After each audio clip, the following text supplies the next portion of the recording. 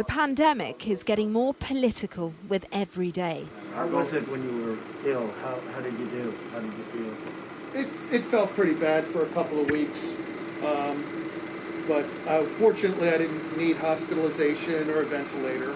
The president wants to show you what a recovery looks like and float the idea of postponing something set in stone by law. In a tweet, Mr. Trump said, with universal mail-in voting, not absentee voting, which is good, 2020 will be the most inaccurate and fraudulent election in history. It will be a great embarrassment to the USA. Delay the election until people can properly, securely and safely vote. He doesn't have the power to do that. Congress does, but almost certainly won't go there. Today, the president chose not to go here, the funeral of John Lewis.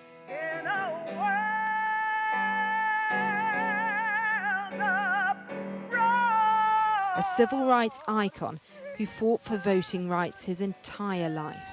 And Barack Obama delivered a powerful reminder that battle is far from over.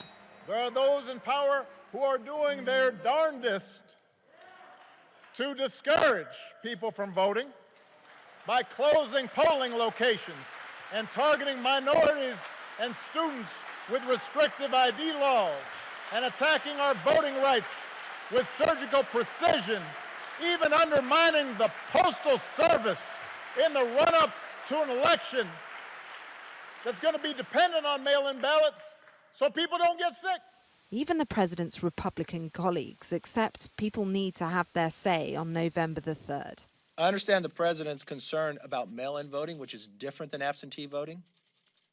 But never in the history of the federal elections have we ever not held an election, and we should go forward with our election.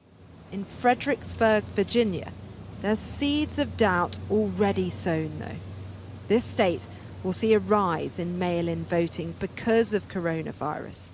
Are you concerned by it? I'm very concerned because I think there's too much room for fraud.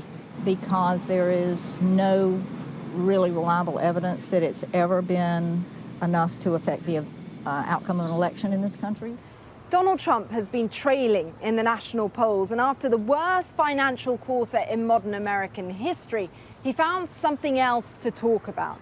People I've spoken to here say they think there will be a big voter turnout, whatever he says.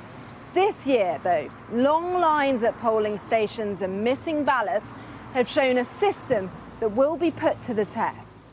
Voters don't appear overly agitated yet, but the results could be complicated and may well be contested.